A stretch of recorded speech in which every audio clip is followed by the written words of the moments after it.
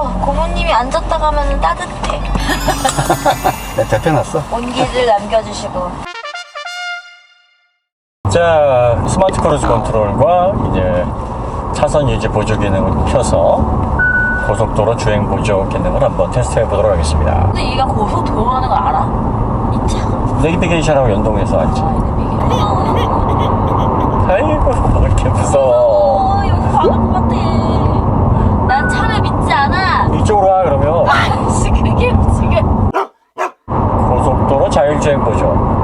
이 개념이라기보다는 그냥 깜빡했을 때. 그죠? 깜빡했을 때. 근데 고속도로에서 한동안 가긴 가겠네요. 이렇게. 이런 게 보니까.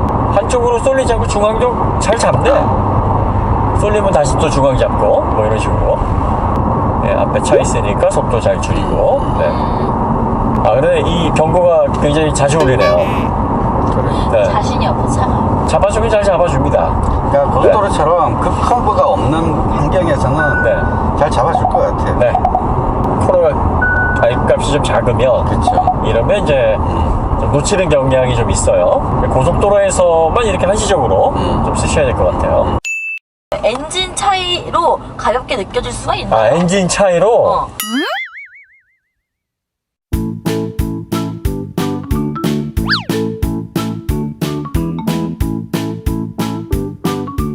전기 모터로 인해 가벼운 느낌을 받게 되는 것이지요. 전기 모터는 전력이 공급되면서부터 최대 토크로 동작합니다. 때문에 일정한 전수에 도달해야 효율이 나오는 가솔린 엔진의 단점을 확실하게 커버해줍니다. 그래서 하이브리드는 출발부터 경쾌하고 가벼운 동작을 보여줄 수 있는 것입니다. 하이브리드가 네.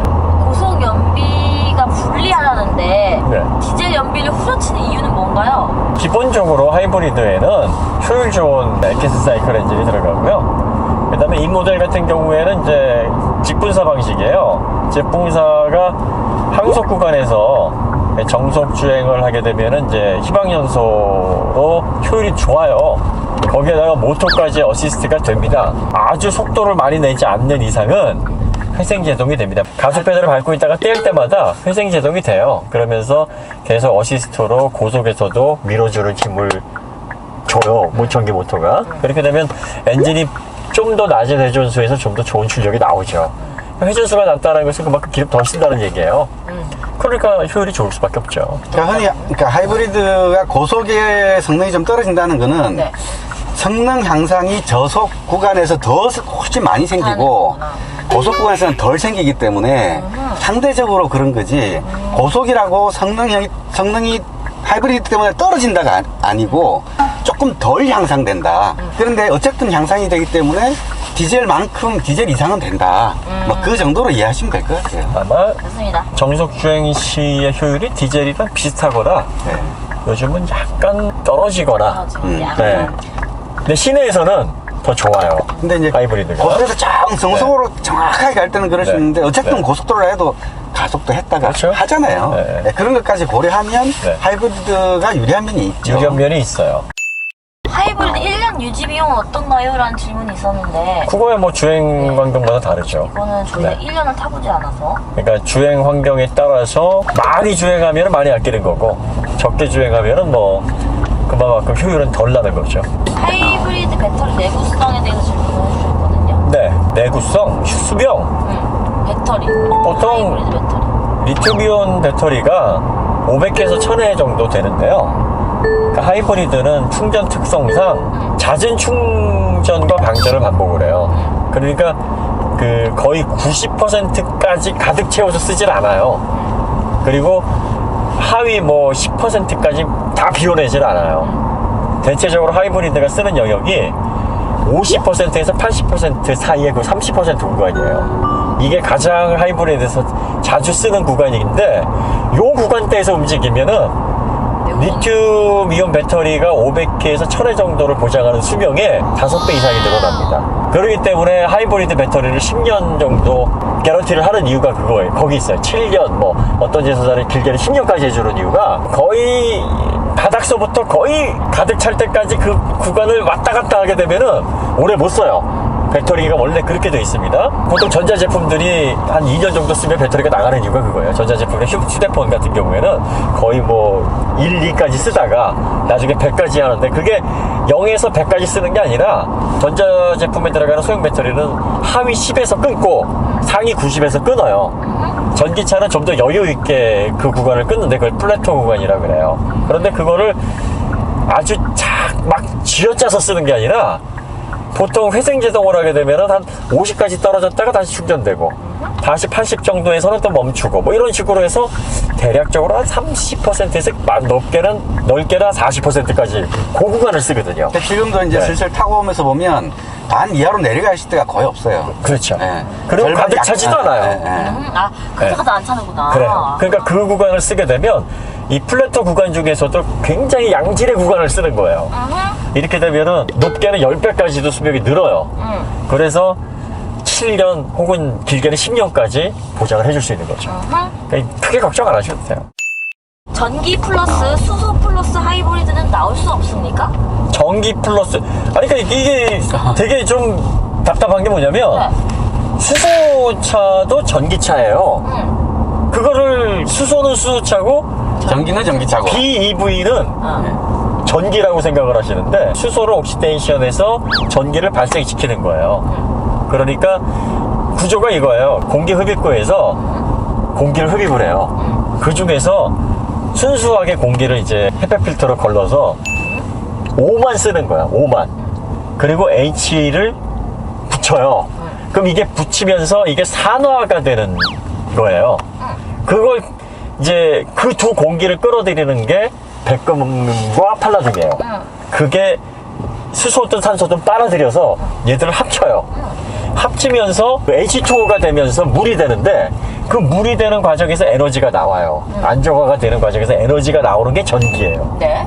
그 전기가 모터로 공급이 되면서 출력을 내는 거예요. 그래서 수소 전기차예요. 그 다음에 이건 리튬 배터리를 사용한 배터리 전기차예요. 하이브리드는 배터리를 이용한 모터로 전기 모터가 엔진을 어시스트 해주는 보조 개념의 동력원이에요. 그럼 수소 네. 전기차에 하이브리드 넣을 수 있어요? 수소 전기차에 왜 하이브리드를 넣어요? 그럼 필요가 없는 거죠. 필요가 없어? 네. 왜냐면 수소 전기차 자체가 수소를 발전시켜서 전기 동력을 내는 건데 근데 거기에다가 더 도와주면 좋잖아. 뭐가 더 좋아요? 하이브리드가- 아까 엔진에다가 수소를 넣는다? 공간이 안 나와요. 그렇게는 네. 못해? 왜냐면 내연 기관에다가 그 수소 배터리 스택에다가 탱크에다가 인버터에다가 그 공간이 안 나와요. 그러면은 네. 이 질문은 나올 수 없는 가가 맞는 거네요? 네. 그러니까 디젤 하이브리드가 없는 이유도 그거예요. 근데 하이브리드 방전 되기도 해요? 되죠? 방전되면 어떻게 해야 돼요? 그럼 다시 충전시켜야죠. 아, 어떨 때 방전이 되는 거예요? 누가 하이브리드 방전? 오래 방치해 놓거나 아니면 뭐 레벨이 떨어졌거나 뒤에 안 오고 계속 네. 가면 방전되죠. 네, 방전돼요.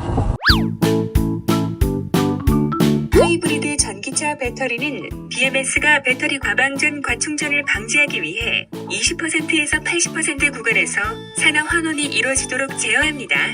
따라서 모터 동력이 차단되는 상황은 배터리가 완전 방전되는 상황이 아니라 BMS에서 배터리가 과방전되어 수명이 줄어들거나 과방전으로 인한 불완전 산화를 방지하기 위해 배터리를 보호하는 단계로 이해하시면 됩니다.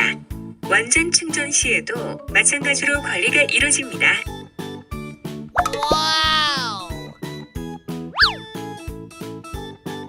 변속 시스템 제어가 바로바로 몸으로 느껴지는 게 아니라 토탈 밸런스 향상에 따른 자연스러운 응답상으로 나오는 부분이라 6단 변속기임에도 단속이 자연스러운 것으로 보아 열을 하는 건 맞는 것 같아요.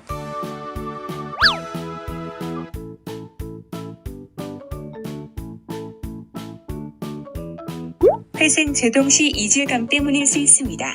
일반적으로 내 연차와 다른 주행감으로 인해 익숙해진 감각과 다른 자체 움직임으로 인한 이상, 신체 신호일 수 있습니다.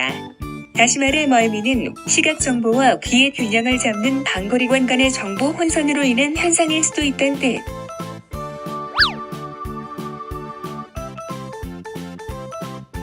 에너지 세이버 타이어가 아닌 사계절용 타이어가 장착되어 있습니다.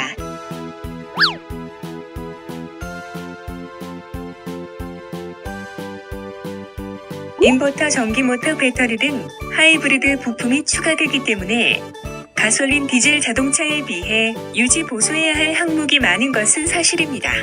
하지만 내연기관과 전기모터가 협조 제어 방식으로 작동을 하기 때문에 각 부분의 부품 내구성은 내연 자동차보다 좀 더 유리하다고 볼 수 있습니다.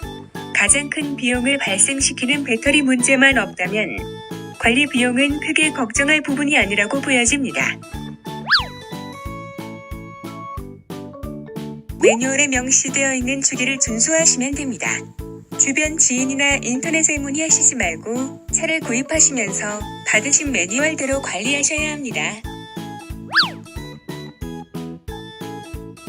트렁크 공간이 일반 가솔린, 디젤 엔진 모델 수준으로 넓어졌고 배터리 위치도 트렁크에서 2열 좌석 하단으로 이동함에 따라 무게 중심, 특히 동작 무게 중심 면에서도 이점이 있어 여러모로 좋아졌습니다.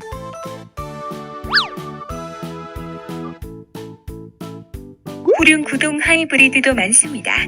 대표적으로 독일 프리미엄 브랜드의 하이브리드 대부분이 후륜 구동 하이브리드이고 토요타, 렉서스, GS, LS 등등 많습니다.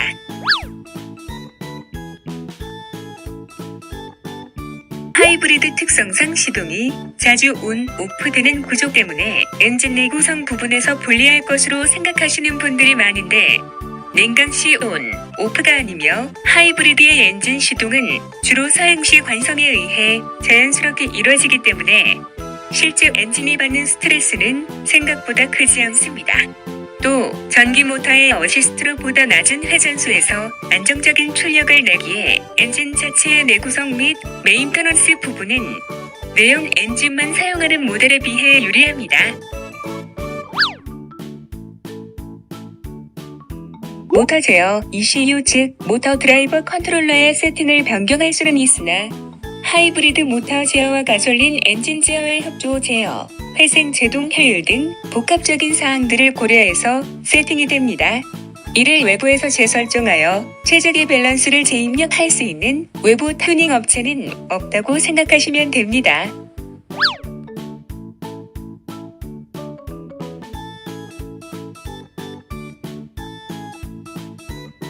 주행거리에 따라 상황이 달라지겠지요.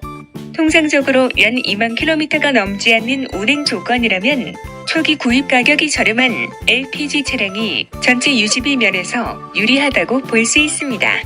물론 가솔린과 전기 모터의 조합으로 여겨지는 성능 효율은 눈으로 하고 경제성만 놓고 볼 때 그렇습니다. 네.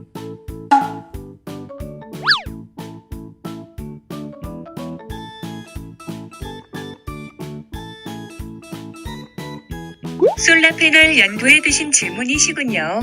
현대가 호주에서 토요타 마스다에 이어 점유율 3위를 기록하고 있으며 호주 소형차 시장에서 모닝의 판매량이 절대적입니다. 물론 아직까지 i30를 중심으로 소형 준중형 위주로 점유율을 높여가고 있지만 시장 상황이 호의적이어서 DN8 소나타 하이브리드도 호주 시장에 곧 진출하지 않을까 싶습니다.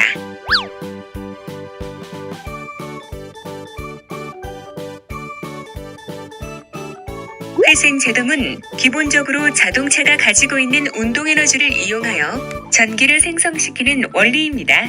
가속 페달을 밟지 않으면 연료 소모, 전기 에너지 소모가 이루어지지 않으며 차는 관성으로 계속 나아갑니다. 이 힘을 이용해 전기 모터를 발전기로 사용하여 배터리를 충전시키는 원리입니다. 회생 제동 시 회전체와 고정체 간의 밀고 당기는 힘에 의해 일종의 구동 저항이 생기며 이 때문에 회생 제동이 작동하면 자동차의 속력이 줄어드는 듯한 느낌이 드는 것입니다.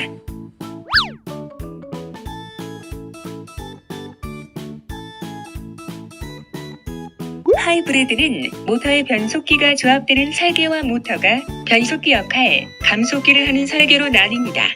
현대 기아차는 모터와 변속기가 조합되는 설계라 모터의 출력이 높을 필요가 없지만 토요타처럼 모터가 변속기 역할까지 담당할 경우 높은 출력의 모터를 사용해야 합니다.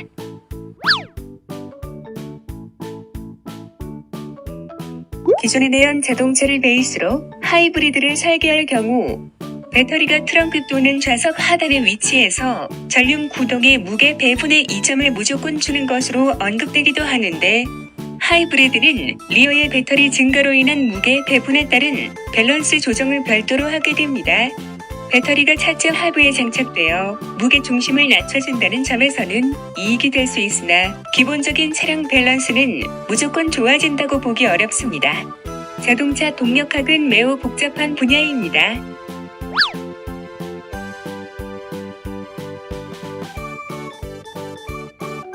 현재 구현되고 있는 하이브리드 사륜 구동은 대체적으로 전류는 내연 엔진으로 후륜은 전기 모터로 구성됩니다. 이 경우에는 후륜에 탑재되어 있는 모터에서만 회생제동이 이뤄집니다. 만약 전륜에도 어시스트용 모터가 들어가고 후륜에 발진용 모터가 들어가는 구조라면 전륜 후륜 양쪽에서 회생제동으로 인한 발전이 이뤄집니다.